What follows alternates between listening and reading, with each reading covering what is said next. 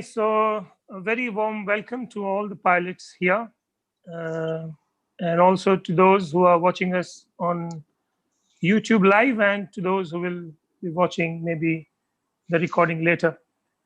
Thank you for joining. It's a great time to get together online and increase our knowledge to become better, safer pilots.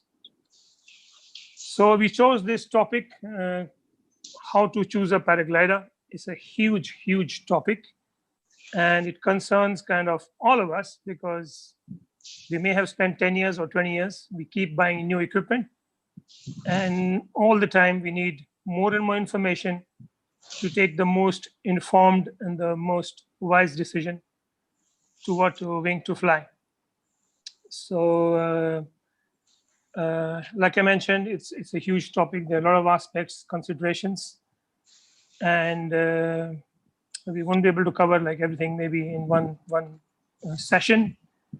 But we'll probably today, touch the basics of this topic, and we have a lot of experienced pilots here and instructors who are going to help us, look into this subject.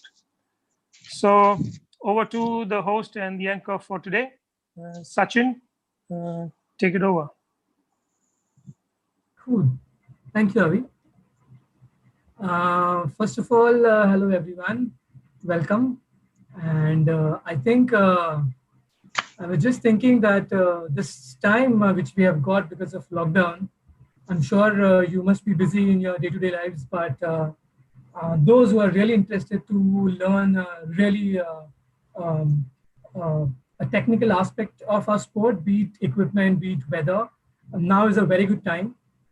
The great initiative was taken by our club pilot Badri, and he started flying stories, and there have been very, very good speakers and good amount of knowledge which have been shared. Talking about today's session, we have kind of a mixed audience. We have pilots who has done 10-day course, 20-day course, P2 and 50 hours, 100 hours, etc.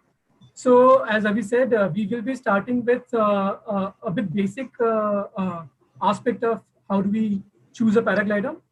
But while we are talking about it, we might be talking a little bit more into a technical stuff, or also something which is new. So I would request, if you have any questions, anything which is open in your head, you can put it on the chat, or you can always email us later, and we are happy to answer those questions. Okay. So to start with, I would like to start with my own experience in 2014 when I had bought my glider first time. So buying a glider is like a very special feeling because first thing, it's like your private aircraft. So emotions are high. And the second thing is the cost. You really have to, it's just like you have started to learn the sport, you really love it. And now you have to think that, okay, should I go for a brand new glider or a second-hand glider? There are so many options. So it's not a very easy decision to decide, especially in today's world where there are a lot of options in the market. So what difference there will be is if a pilot who is knowledgeable, who has done his homework and research, that pilot will take a wise and well-informed decision. So what are these factors and what we should consider is something which we'll be talking about today. So what I'll do now is I will share my screen.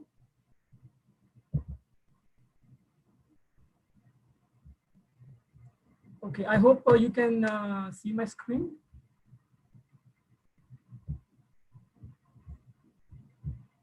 Yes. Okay. So this is our favorite place, Beer. It was in 2018. You can see when you sit at the landing area of Beer, whatever options which are available in the market, maybe at 4 o'clock when everyone is landing, you will be able to see a lot of gliders which are coming in for landing. So basically, when do you decide that, okay, the time has come that, okay, I want to buy a glider? So that is something which takes time.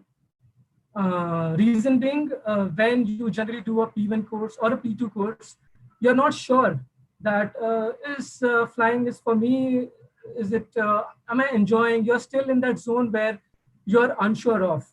So many times lately, I get a call that, okay, Sachin, I really want to pursue a career in paragliding.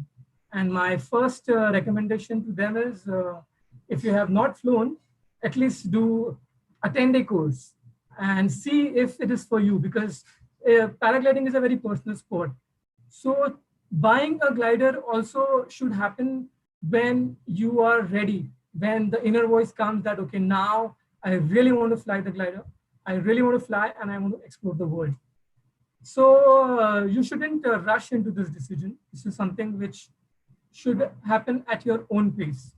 That is one. And generally, as a thumb rule, I would say minimum 10-day course is doing a 10-day course is a smart decision to go for. And if you do a 20-day course, that is, you will have good skills when you fly your first glider. So that is also an added advantage if you go for a glider after a 20-day course. Okay. Okay. Now, the next question is, why do you want to buy a glider? Why can't you just come to school whenever you are free and keep flying? We have flying hours, we have training days. So actually, there is no need to fly, don't need to buy a glider if you are just going to come at Kamshet and you will be flying maybe once a year.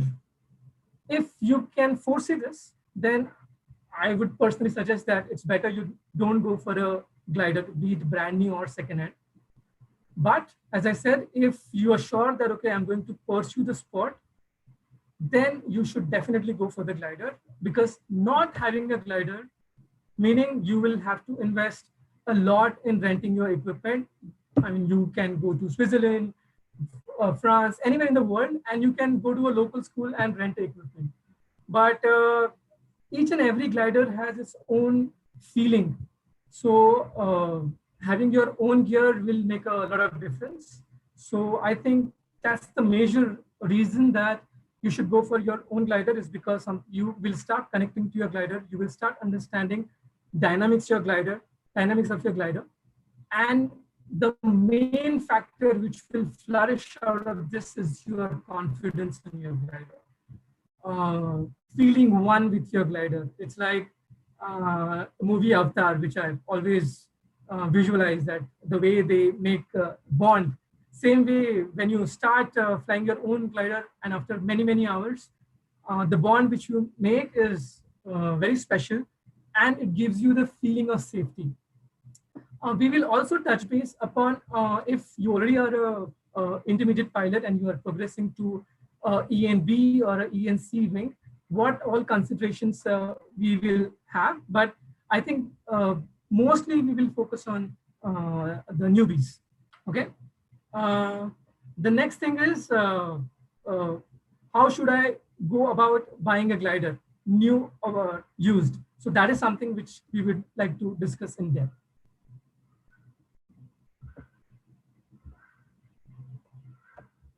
Okay, Avi, do you want to add anything, or should I move ahead with the slide?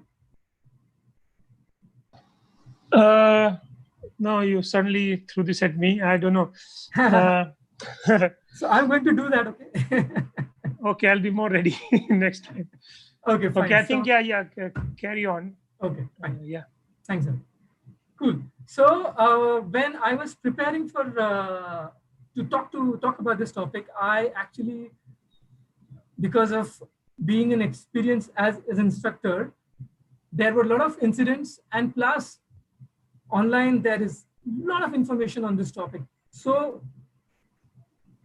there is no lack of information. What I'm going to talk about today is nothing new, but we would like to make it as concise as possible and as precise as possible, so that when you take the decision to choose a glider, you will have all this information, plus you will have the support of Temple Pilots instructors, and we will help you to take this decision. All right. So first category, I've chosen two categories here. First category is a very classic category, which everyone, as a new person who would want to buy a glider, who would consider these categories. Now, in my case, personally, I was very lucky. Not very many pilots are lucky. So in my case, when I joined Temple Pilots, there was a club pilot who was selling the gliders 75, 95. I was 75, perfect weight range, and Avi was there, and we said, okay, this is your kit. I mean, this is like a very good deal. You go for it. And I was really, really lucky. I bought a Sky Anarchus, which was a benign ENB, yellow colored with S on it. And it helped me in future because when my wife, she was girlfriend at that time, when we met, and when she came for flying, I actually lied to her, and I told her that, look, my glider has S, because I knew that there will someone with the S alphabet will come to my life. So jokes apart, not everyone can get lucky, because we have had pilots, experienced pilots, who has come to our school, and first ground run, they are not able to inflate the glider, purely because the glider is completely out of trim. It is used a lot, and now the flight characteristics of the glider has completely changed. So the talk and the information which we will be sharing with you today will help you to make a decision so that you won't be in this situation ever in your life. Okay, let's start. So the classic categories, you would first decide that, okay, do I want to go for a brand new glider or do I want to go for a second-hand glider? I always remember Avi says that if you have the budget, please go for a brand new glider, because then there is no scope of doubt. The glider has come from the factory. Nobody has flown it. It is absolutely new. So the chances of the glider being not in its perfect shape are very, very minuscule.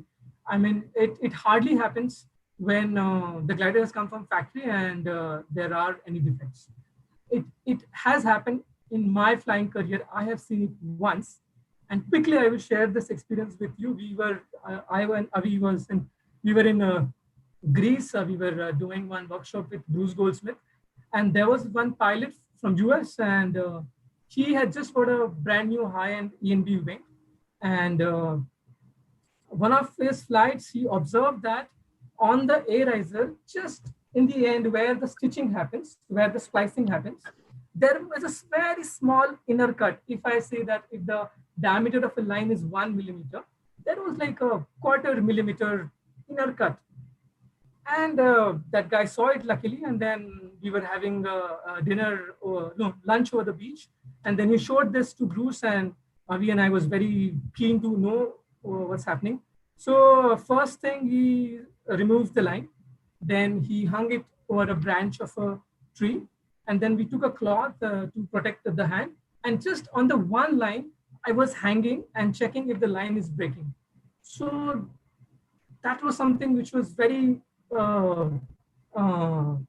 empowering for me personally, because I was very new at that time. And I understood that if I want to check the line strength, this is like an easier way to do it. So generally, of course, brand new gliders, you don't have to do that. But just because of this defect, it was important for us to check this.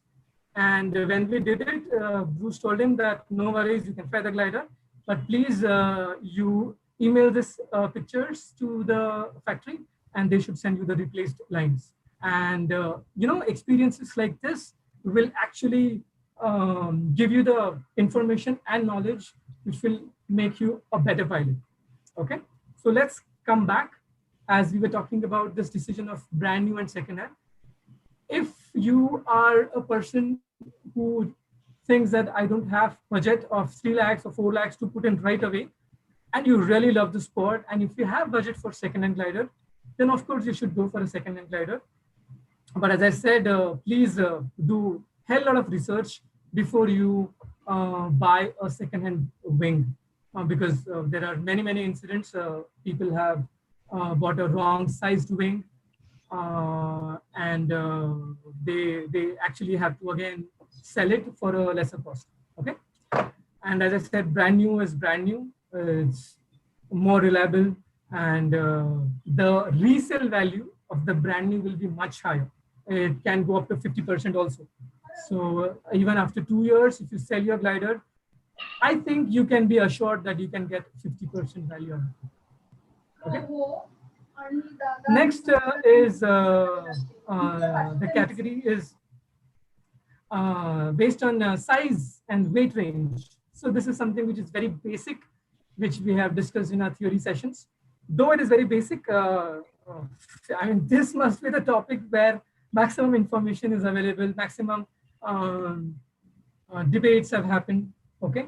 So the first thing which I would like to say is size. Please start.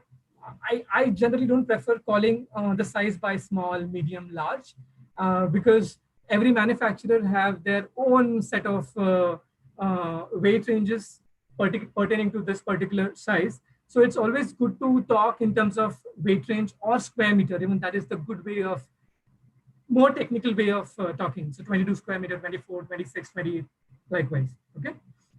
So based on your weight range, you will choose a design, sorry, the glider. But here again, the question comes that if my weight is, say for example, 60, so should I go for a 60-80 glider or should I go for 50-70 glider?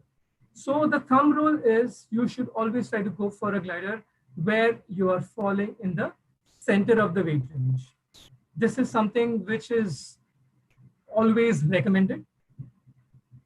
But I'm going to give you some more information on this, which will change your mindset and which will force you to research more when you are buying a glider. Also, one more thing which I would like to say is the information which we are giving, there is no one way of doing things. There are hundreds of ways, and the combination of everything will give you will make a good decision. So please, when we are giving you pointers, don't think that this is it. No. Okay. So what generally manufacturers do recommend is you should buy a glider where you are falling in the 2/3 range of the glider weight. So say for example, if the glider is 75-95, then ideally you should be 85 to 90. That should give you the best of your glider. Having said that, the glider is certified even for 75, even for 95, and even for the whole weight range. But if you want to, then as an intermediate pilot, if you want to gain more out of your glider, if you want more performance, but at the same time as a beginner, if you want more safety, now these things will really make a difference in your decision. Okay. There is one more school of thought which I have seen lately is generally if the glider is around 75-95, around 23-24 square meter, it is good to be in the middle of the weight range, which is around 85. If the glider weight is going at around higher side, large or XL, which is around 90, 110, 110, 130, it is good to be on the loaded side than on the lighter side. And when you go for extra small and extra small, it is good to be in the first 1/3 side of the weight range. So this is something which was quite informative for me. A few days ago when the Nova designer was talking about these extra small and extra small glider. So he was talking that if they take special care for extra small and extra small gliders. So generally the logic and the concept is a designer takes a glider, makes a design. Say for example, you're making an ANA glider. He designs a glider. Now the tests are done. A lot of R&D is happening only on one prototype. Again, don't take it as is. I'm just taking an example. A most frequent case I'm talking about. And then they will create a final glider. And now they will make large and extra large purely based on increasing the ratios. It is more of a proportion now. And then again, they will reduce for extra small and extra small. But historically, it has been seen that aerodynamics on extra small and extra small gliders are a bit different. So what I'm going to, the information which I'm giving is very helpful for pilots whose weight is like 50, 55, especially girls. So remember that when you are choosing a glider, which is extra small, take extra effort that, okay, Sachin has said that extra small and extra small gliders, they are aerodynamically design-wise challenging. So has the designer taken care of this aspect? Have they mentioned anything special note in the manual? All these things will really help you, okay? Just to give you an idea about how the design is aerodynamically difficult for these gliders is, if you go for any CCC gliders, if you check these gliders, you will never find a glider which is 50 to 60, 70 to 80, because it's very difficult to design. You will always find a glider which is like 80, 90, 90, 100, 100 and 110, like this. And even the comp pilots who are lightweight, they fly with a lot of ballast. So that is something which you should know, okay? Next thing is certification rating, okay? Now, I would like to show you one slide.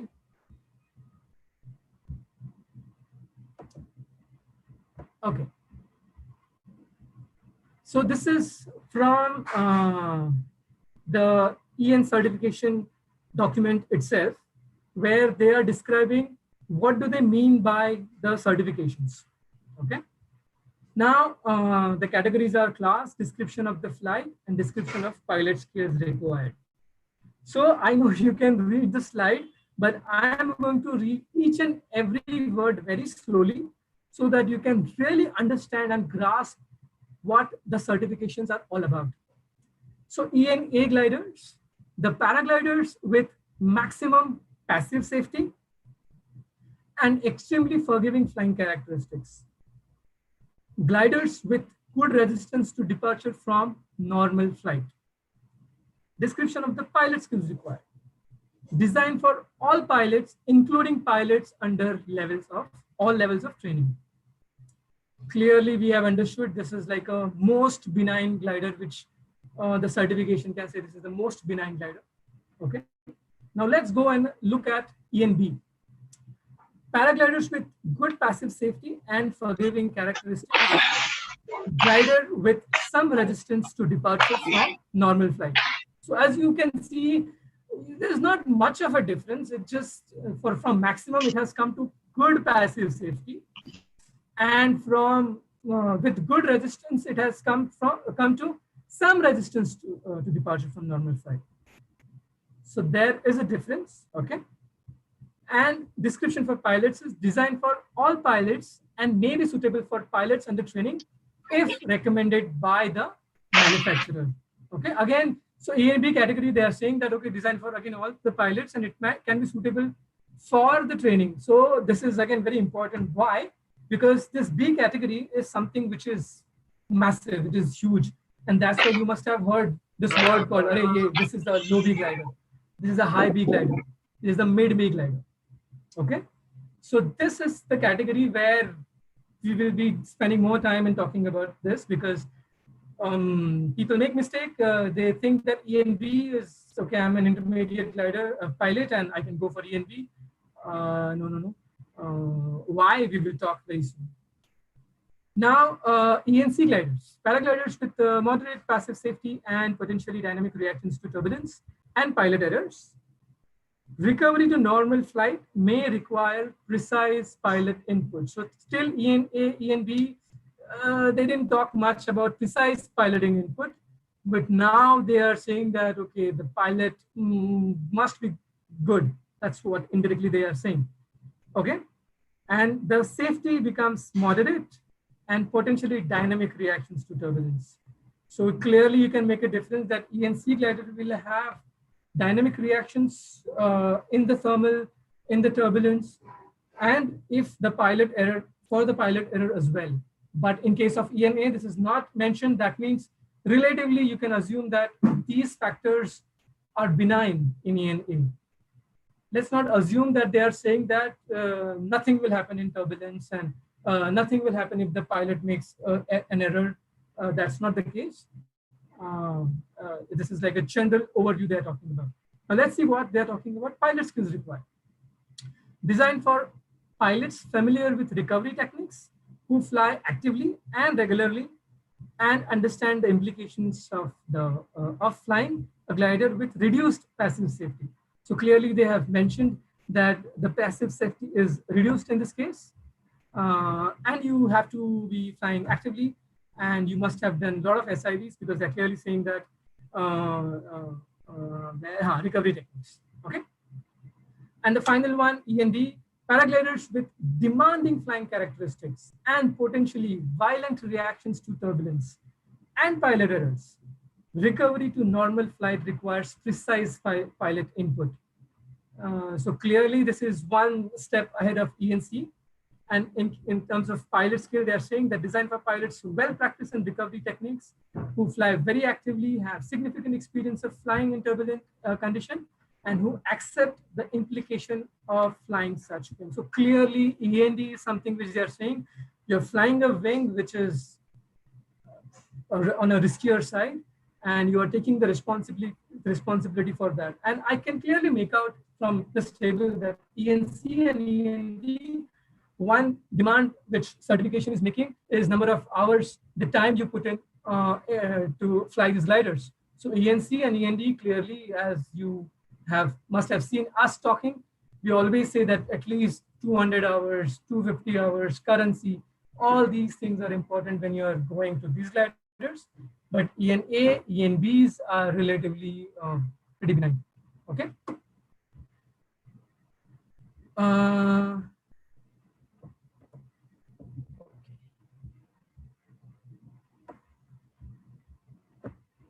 So coming back, we were talking about the criteria, which is more of a classic criteria, maybe not classic even for generally beginners only think these things. Soon we will be talking about the limitations of certification, because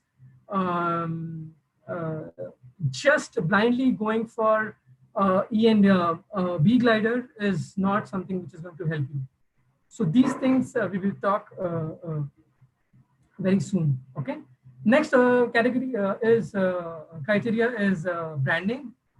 Generally, we have seen that there are 2-3 pilots who are interested to buy the glider, and somehow they just want to go for one brand and one model, and out of 3, one person is maybe like on a very lighter side, on a very heavier side, and somehow he's just not changing the mind.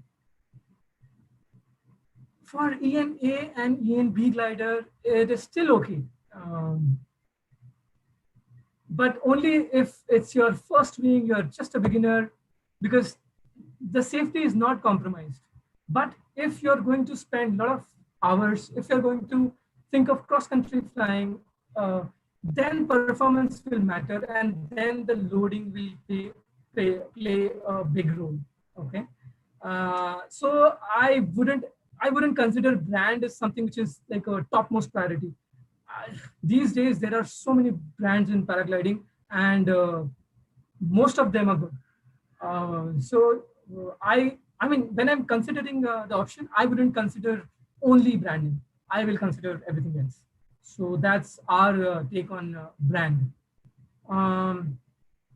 Next thing is budget, of course. So this is more for the progression pilots. So generally, when you buy your first glider, ENA, it is the cheapest glider in the range of all the gliders. The reason being, number of cells are less in ENA. The manufacturing efforts and the raw material required for ENA is much lesser compared to ENB and ENC gliders, because of higher aspect ratio. We are going to talk about higher aspect ratio in some time, but remember this term, because of higher aspect ratio, the number of cells are more, the internal structure is a bit complicated. The cloth required will be not more, I would say, but I would say number of cloth which will be cut to create a glider, which will be much more. Hence, the complexity is more, and that's why generally END, ENC, END, CCC wings are much more expensive than ENA. So I think recently Anuj bought a glider, and we were having this discussion, and he was saying, "ENA was not that expensive," and then I explained him the same thing. So you know now why ENAs are the cheapest in the tree, and as you progress, everything else becomes expensive. And the last one is color. So this is something, again, I personally would say that I wouldn't think too much about it. It is important because it's a big investment. You would want to fly a glider where when you look at it, you should feel good. Also, there is one factor of UV radiation, but it's not one of the biggest factor, I would say. That's what I've heard from a couple of designers, that they say that it doesn't play a huge role. It does play, but not huge. Also, some of the pilots, they would reject, I've seen some of the pilots, they would say that I don't want to go for BJD wing because I don't like the colors. But end of the day, I would always go for a glider which will make me feel wow, which will make me feel safe, which will give me the confidence. And when I fly the glider, I feel I'm one with it. This is something which I will look forward to rather than color and brand and these things. I mean, this is important, but there are other important things as well. Okay. So again, I would ask TP instructors, Avi, if you want to add something to these topics, or if you have any questions. Yeah, I'll just add a couple of points. So one is, the brand. So generally brands get characters, like Ozone makes these kind of gliders, or Advance makes these kind of gliders. And this is their characteristics, but it may not be true through the entire range of their gliders. So it's not a good idea to just, trust a brand. You have to study the glider you're choosing, and that particular glider may be designed for whatever reason.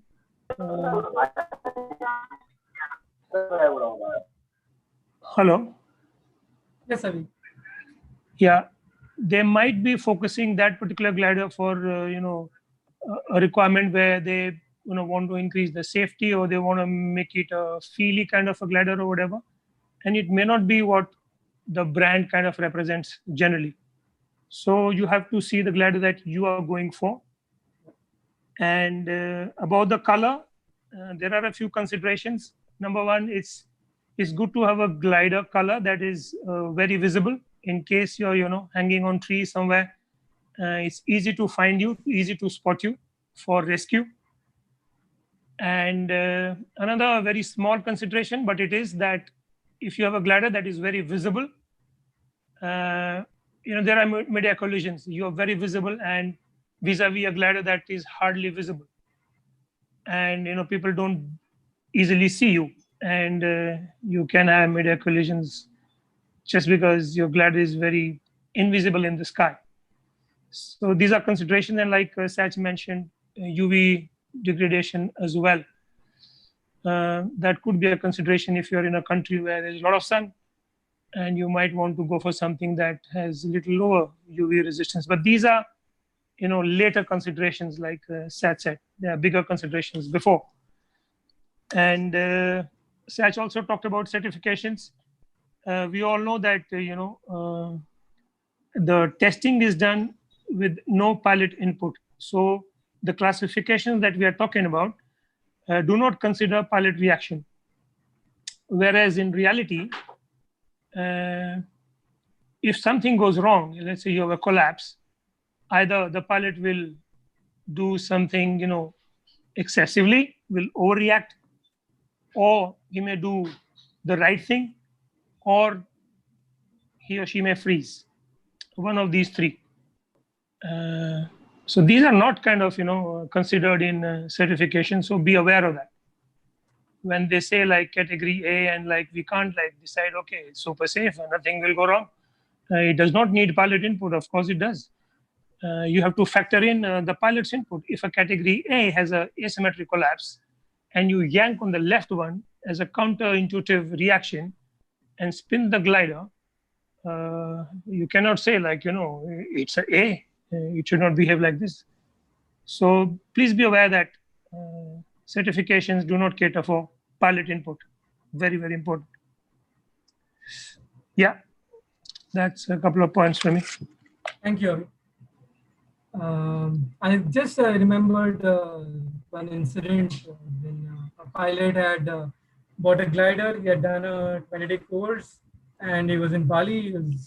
He went somewhere else, not in front of us. Started doing wing-overs, had a massive asymmetric, and he was hanging on the tree. And later he was questioning that how come it's possible? It is possible that a glider and I'm into the situation. So if you are well-informed pilot, you would never ask this question. So don't trust the certification blindly. It is a very good tool and a handle for us to decide which glider to go for. But then it's not giving you the wholesome and a complete picture. There are many more things to consider. Okay. Avi, is my pace okay? I'm going too fast, too slow? Yeah, I think so. It's good. Okay, fine. So now the category B, which is mainly, I haven't seen people talking a lot about it. I mean, when I say people, I'm talking about a person who has just done a 10-day or a 20-day course and he's really thinking of a glider, maybe because of lack of information. So let's really touch base on this topics in depth, all right? So the first thing which I want to talk about, which I already covered a little bit, is trust and confidence on the ground. This is something which is really overlooked many, many times. Moment when we start teaching in capsule how ENA and lower ENB is almost similar, somehow we have seen almost every pilot who comes to us for recommendation, and he somehow pushes us to say that, sir, please tell me a good low ENB option. So luckily, fortunately, there is a change in the trend as far as designers are concerned, and they have got a new category, which is ENA plus. Again, this is not a certification category, but they have a lot of space to play for ENA and ENB. So they have got a new category, which is A+, obviously. With the safety of ENA, now you get this little bit of extra performance. So soon I will show you some slides and we'll talk about it. I've mentioned here Kelly Farina. So Avi and I had flown with Kelly, who's written this book called Mastering Paragliding in Italy, Bassano. And I remember every day, depending on the weather condition, he used to fly a different wing. And that kind of opened my eyes quite a lot. And his philosophy basically was, you should fly a glider where you are flying it at 100% capacity. You're not flying a glider where you are able to fly it only 50% and the 50% juice is left. And now you're just at the mercy of your fate and luck. So on a good, strong days where there are good thermals, not strong but moderate, we used to choose a low V glider, maybe like Buzz Z4. On a moderate day, he used to fly Rush, which is a higher V. And on a day which is very, very weak, he used to fly Delta 2, which is Recency. And his logic was very simple, that a very weak day, I will want my piloting to be very precise, and I would want more from the glider. It should give you more information, and that's why I used to go for ENC in very weak, and then ENBs in moderate conditions.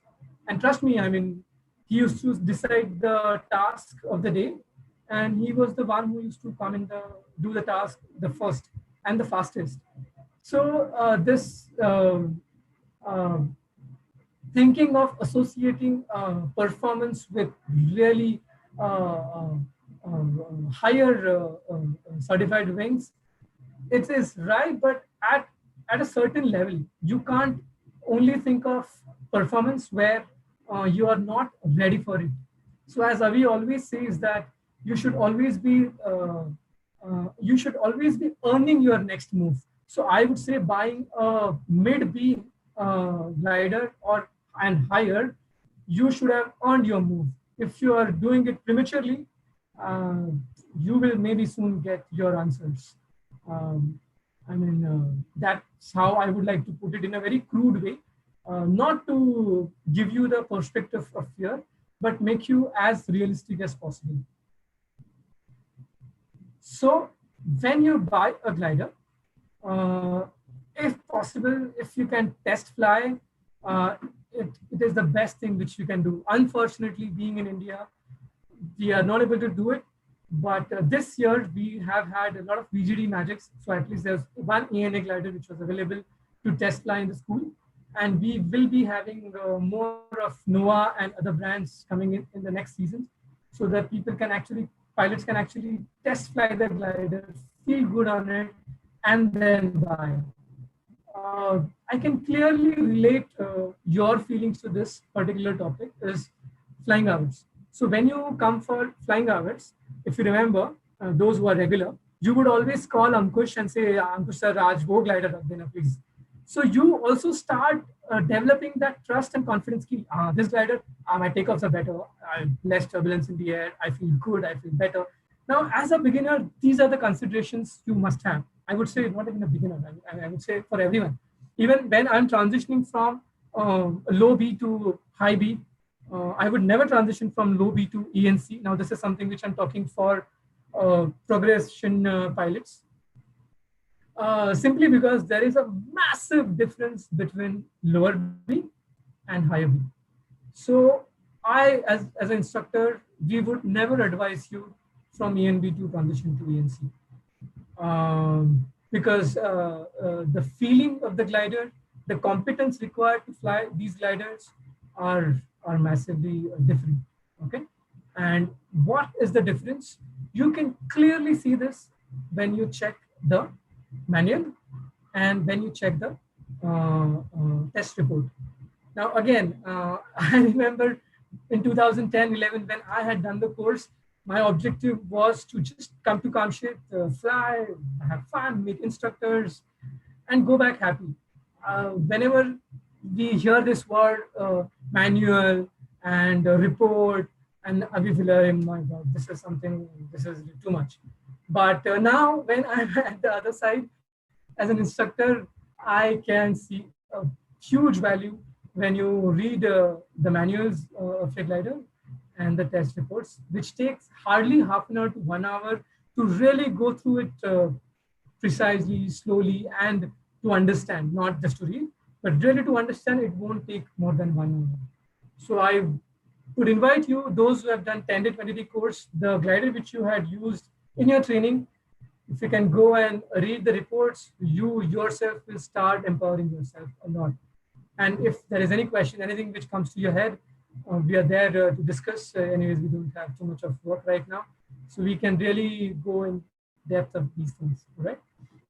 Again, we will touch base on this topic. So as the first category was trust and confidence on the wing. So please don't overlook this. Please fly the wing which makes you feel good, safe, and confident, okay? Because flying a higher wing and having one incident, it can be a bad takeoff, it can be a asymmetric collapse and auto rotation, it can be anything. Trust me, your confidence will dip down a lot. And now to get that confidence back, you will again spend a lot of time.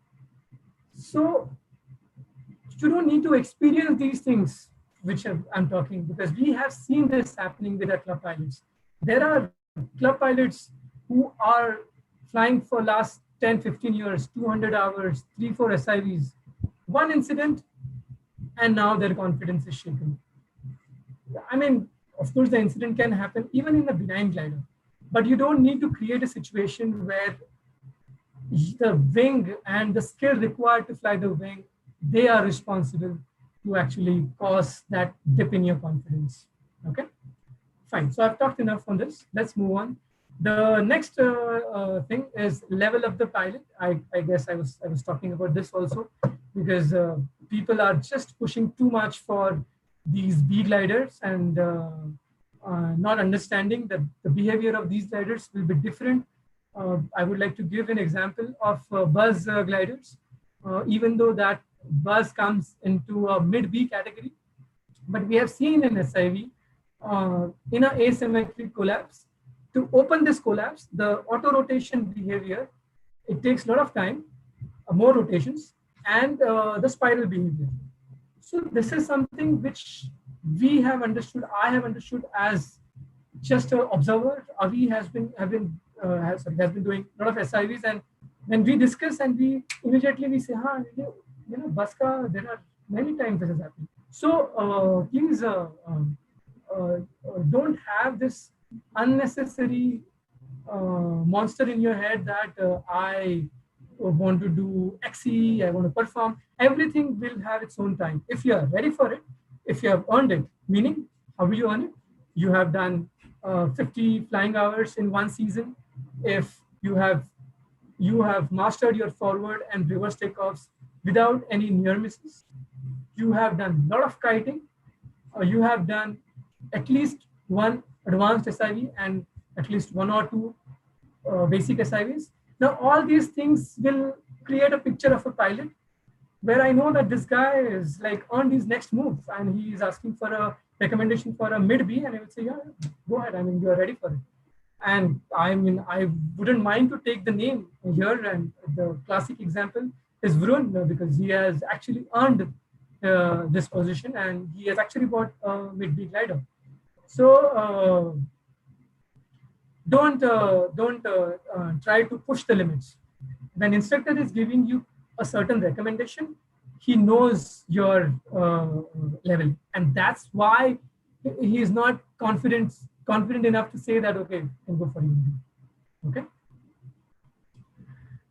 The next and very important aspect, which I have personally, okay, I think Avi wants to talk. Yeah, just a little bit about this point of, okay, second point. So, the main idea is to somehow match the wing to your skills. And that's what, instructors try to do, that, to get you the right wing that is, perfect for you. And yeah, as instructors, we face, like Sach mentioned, that, everybody wants to go for, performance, because somehow, people talk and, you want to be, looked at like a B pilot, then an A pilot, etc. But, you want to feel good in the sky. Okay, you want to feel comfortable in the sky. You want to enjoy, flying that glider. So you are the most important factor in deciding the glider you are going to buy, not the brand and not the category, and not all these are secondary. You have to know your level. You have to know what you want. A glider that makes you feel safe, a glider that you can trust in all conditions. And so somehow, to mature, to go away from how I'm going to be perceived as a B plus pilot or A pilot or C pilot, is really, really important.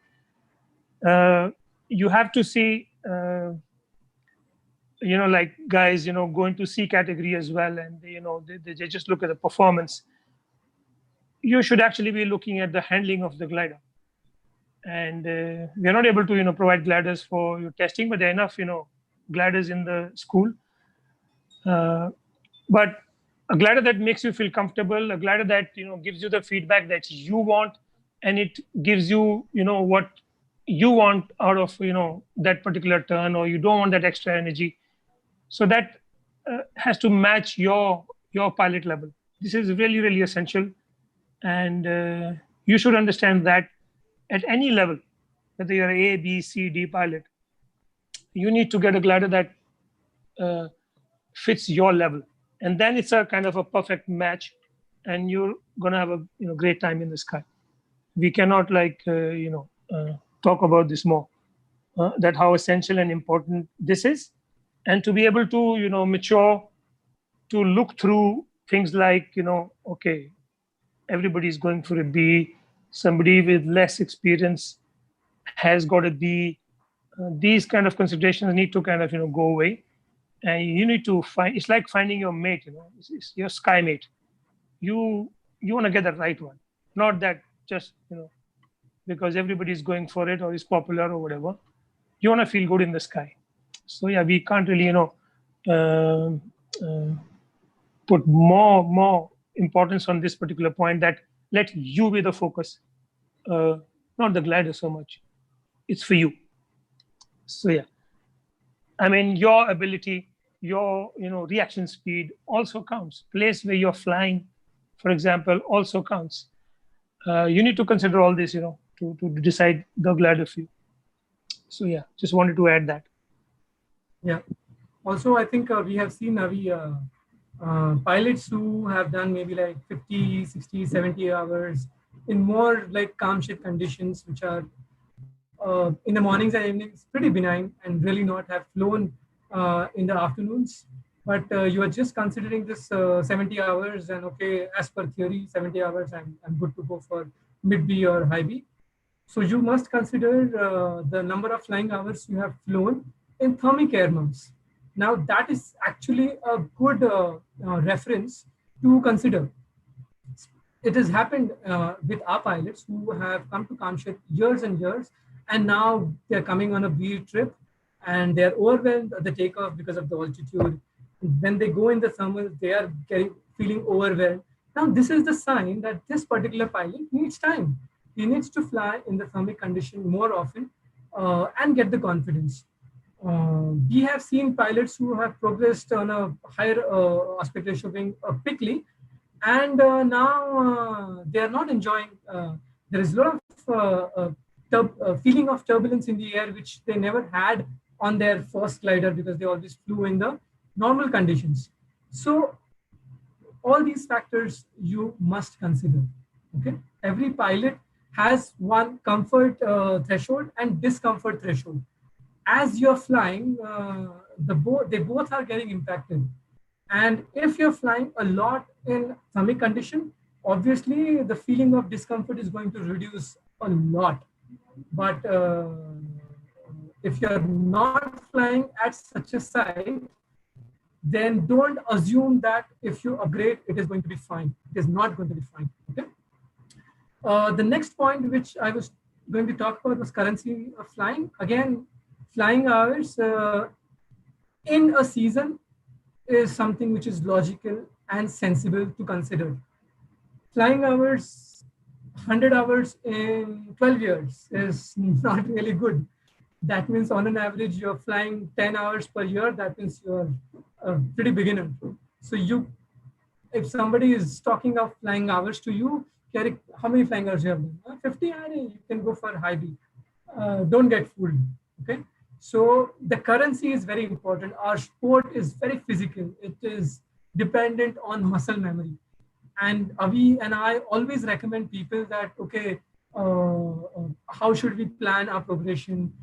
So we always say that, please put in initial couple of years, put in lot of time in your flying. And now this will stay with you for next good 5-7 years.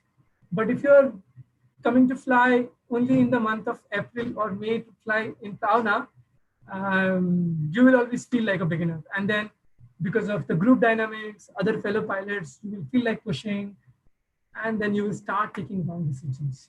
So the currency in flying is something which is extremely important. If you really want to be safe in the sport and really enjoy it for years, I would recommend that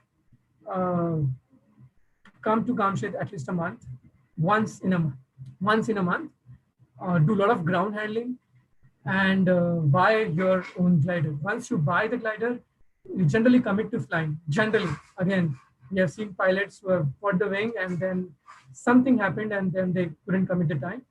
But don't underestimate this aspect, and don't count on the victories you have had in the past.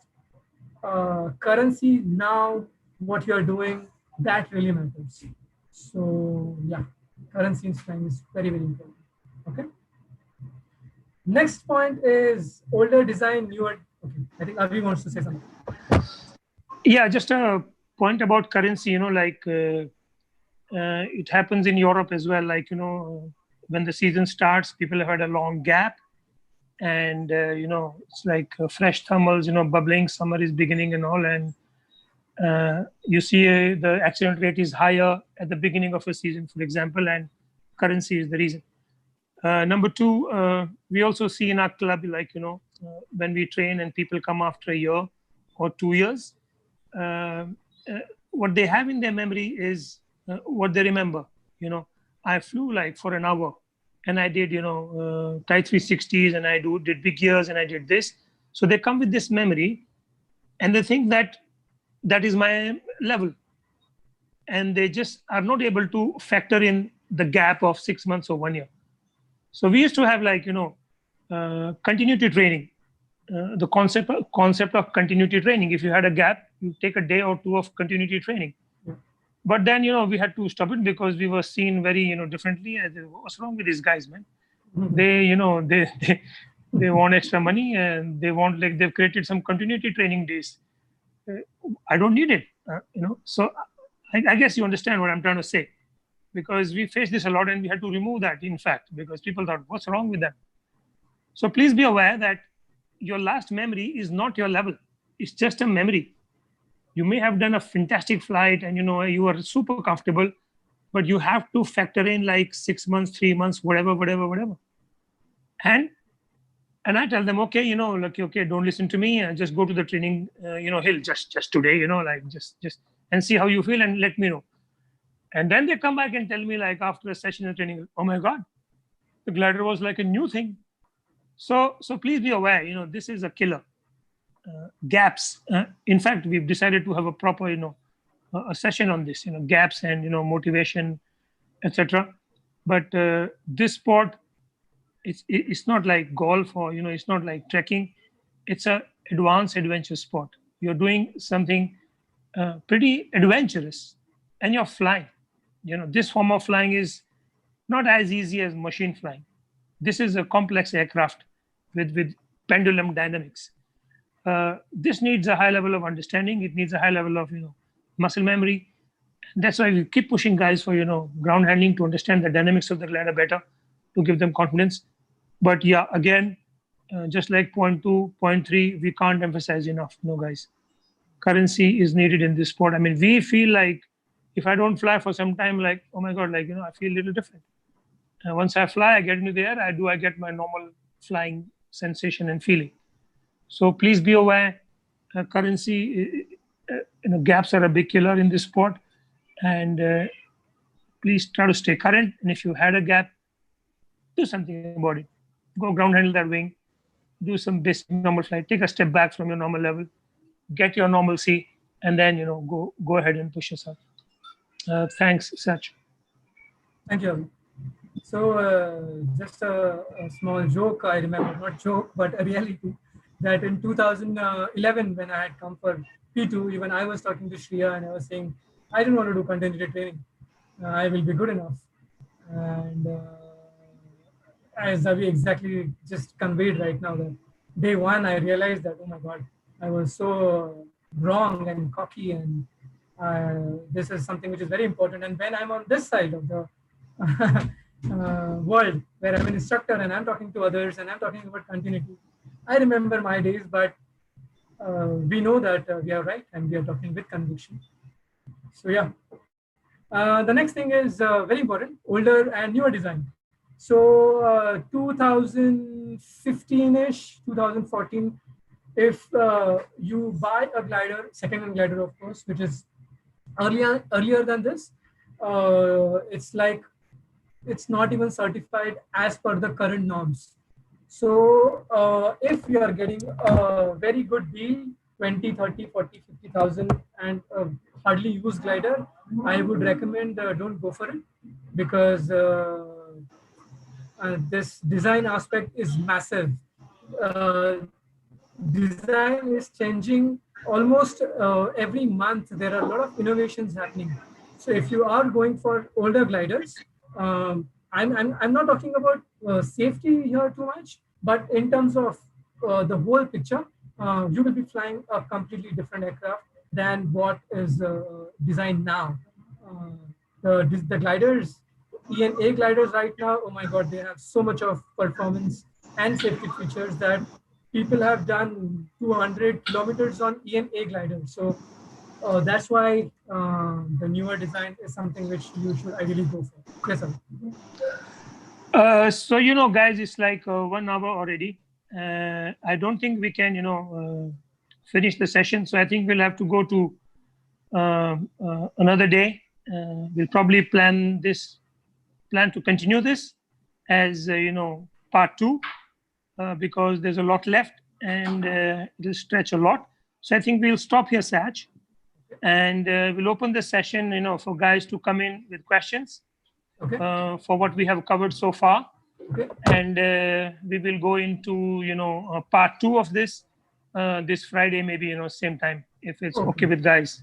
Okay. So guys, please come in, and we like to, take in some questions.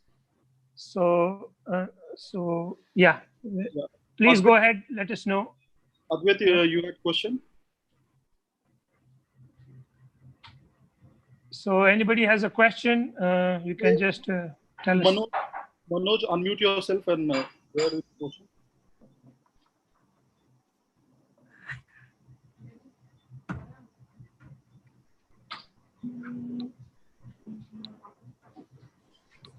Okay, is Manoj coming with a question? Yeah, hi, Avi sir. Hi, Manoj. Yeah, first of all, I'd like to thank you for giving me 2 months of support for choosing with a right glider that I changed. First of all, I bought one wrong glider, which was that the weight range was not suitable for me. then I bought that one. So yeah, so I'm glad you mentioned that. Yeah. And Manoj can share, like, it was not easy for us. He had bought it from a dealer in Delhi, and this dealer is saying, like, I can't take it back. So I knew this guy, and it was quite a bit of a struggle to get Manoj the right size. So it's a good story to share. Manoj, thanks for that. Yeah, continue, please. One thing that right now I am flying here in Assam, but I regularly I don't log in my logbook, because most of the instructors they don't sign it. Okay, so that is why I don't use to log in that logbook. So right now what I started started logging in that exit track.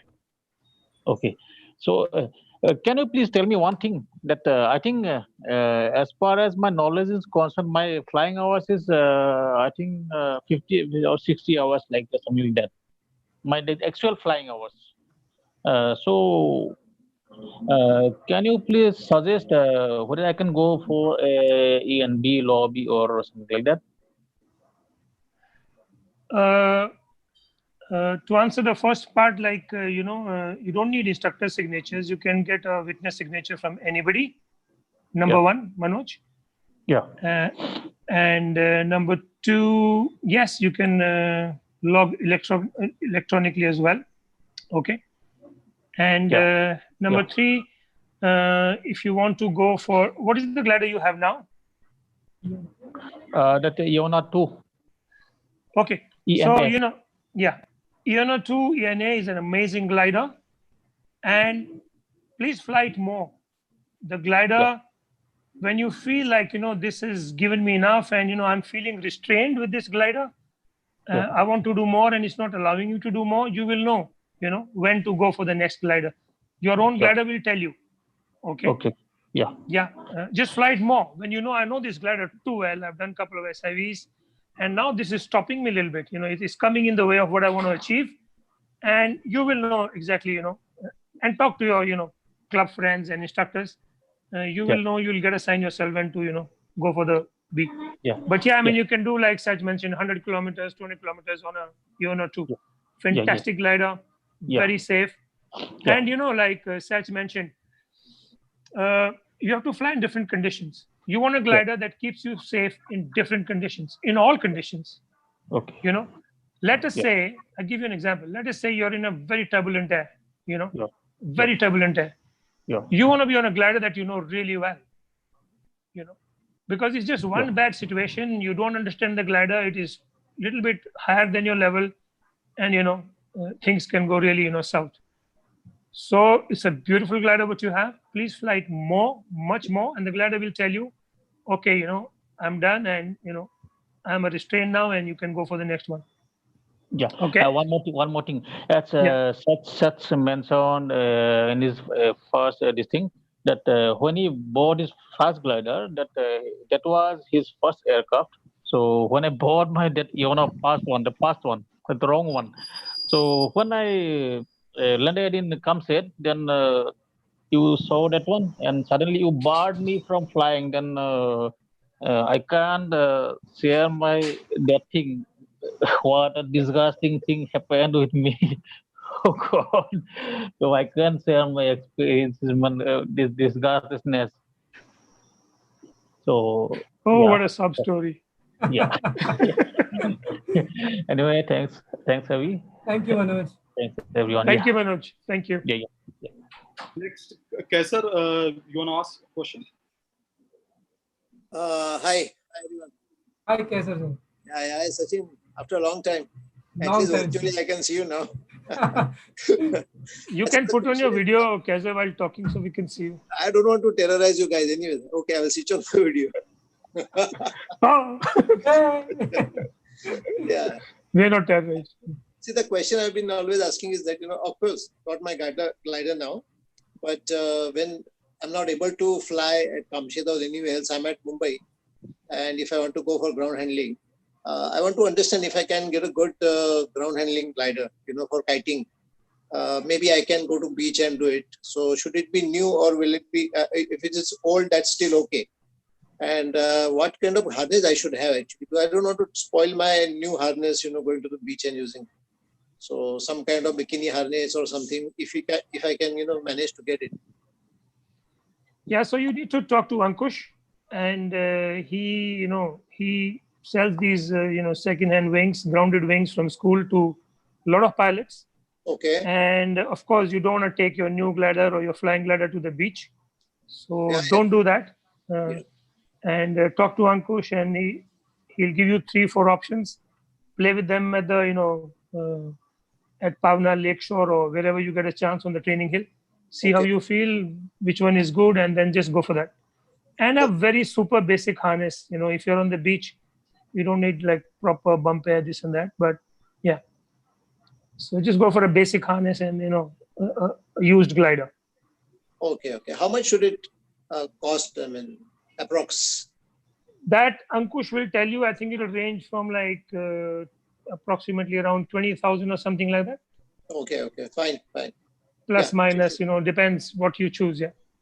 Okay. I'll talk to Ankush, sir. It's worth the investment. It's not too much money, but you can really play around and throw around and really understand glider dynamics.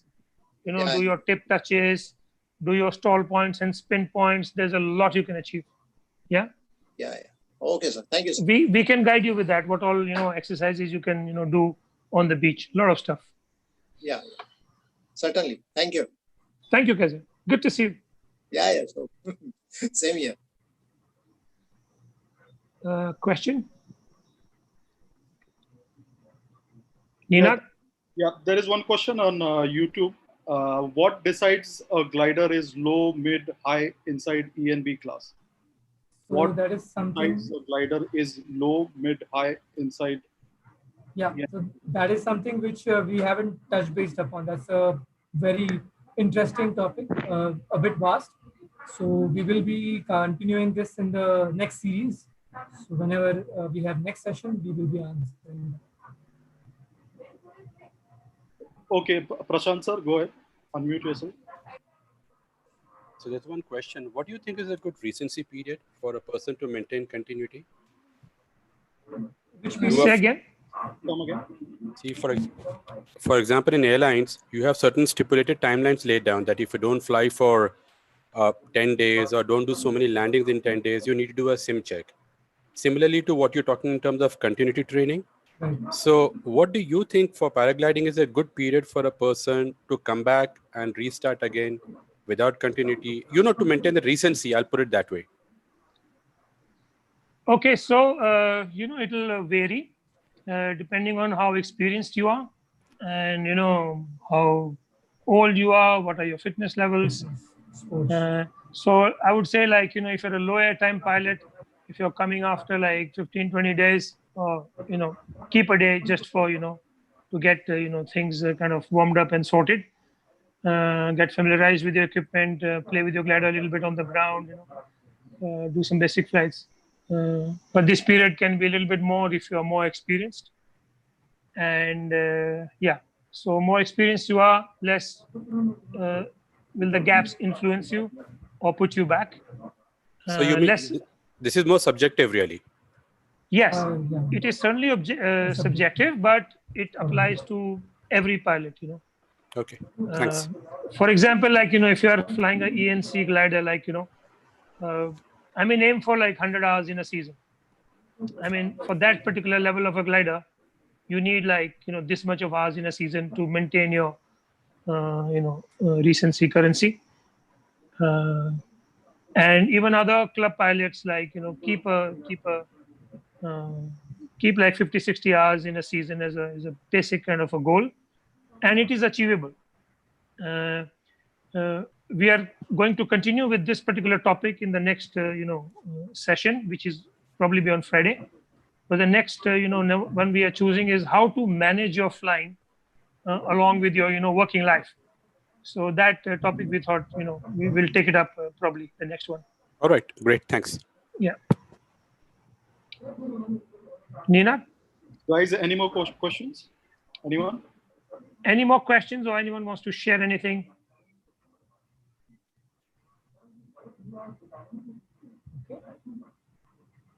One thing that I would like to share. Yes, Mona. So, as you mentioned that for buzz, you saw during SIV that in case of an asymmetric collapse, the reaction was very dynamic.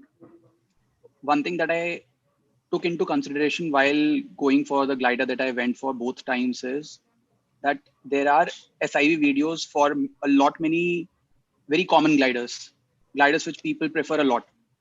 So these SIV videos, you can easily make out what the kind of reaction that the glider has in different maneuvers, as we'll be discussing later, that what categories are taken into consideration for deciding the kind of EN categories.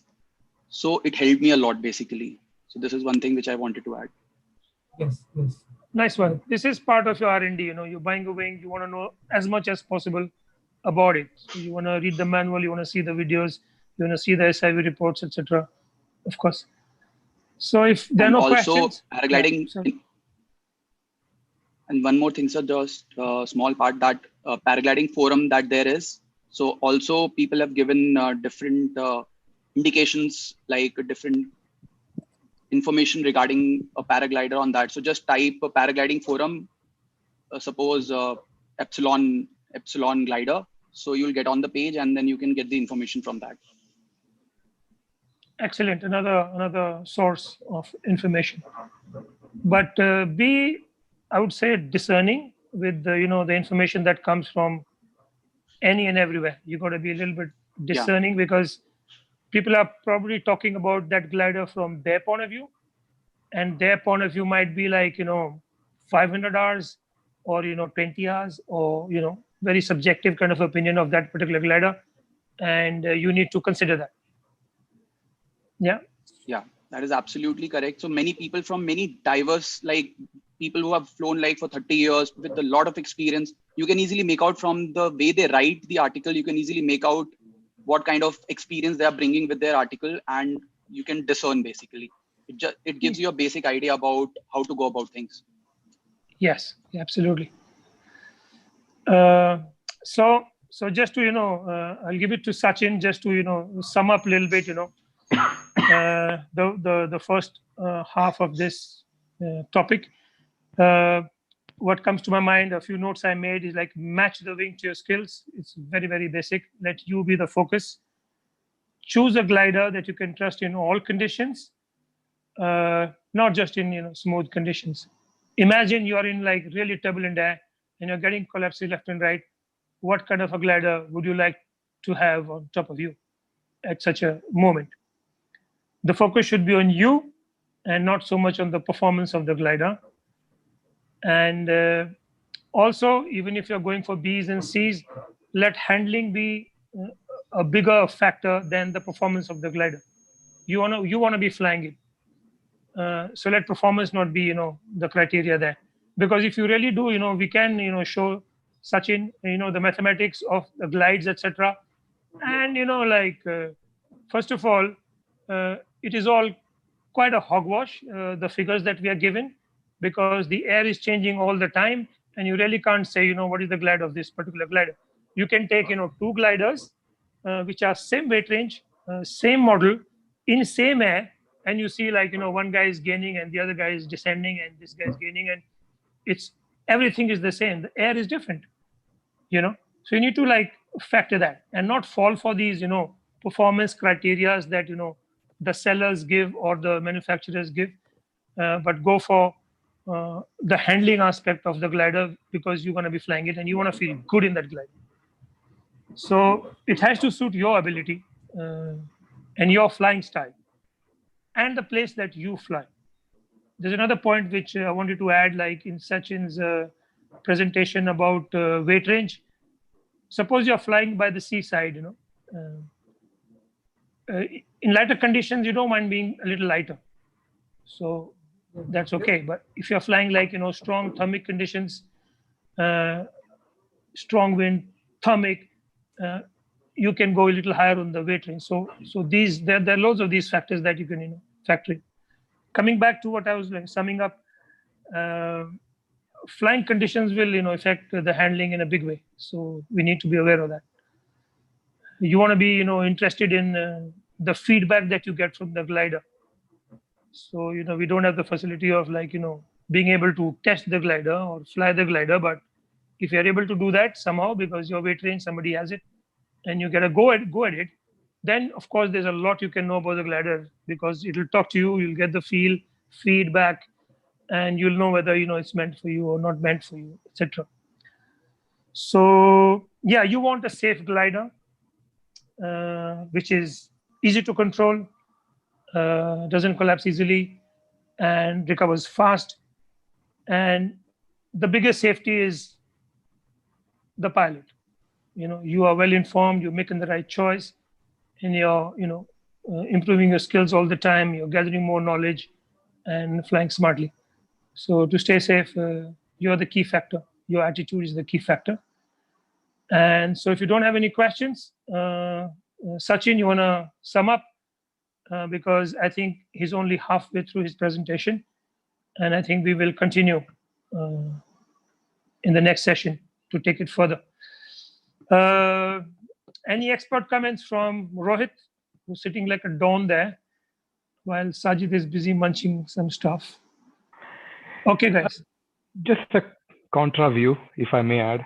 Yeah.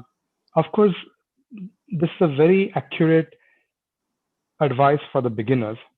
But I would also say that as you are approaching your 80-100 hours, I haven't tested myself the A+ glider. So if you have one of those, that might be the right thing. But talk to your instructors. And if your gliders have been taking care too much with a very calm feedback, not giving enough feedback, you start getting used to just that level of numbness. And that may hinder your progress a bit later. So while it's the right thing to start with A and keep your progress steady, but talk to your instructor, and if they're okay, do not stay too long on ENA as well. I would say that whatever 70-80 hours is a good time. If your instructor think that you're ready, like in Varun's case, I would say go to the low B at least, because that's when first time you start getting the inputs about the air, and which is very crucial for your progress? Bit of a contra view. No, I think it's perfect. It's not contra at all. Like ENA, I mean, do your SIV on it.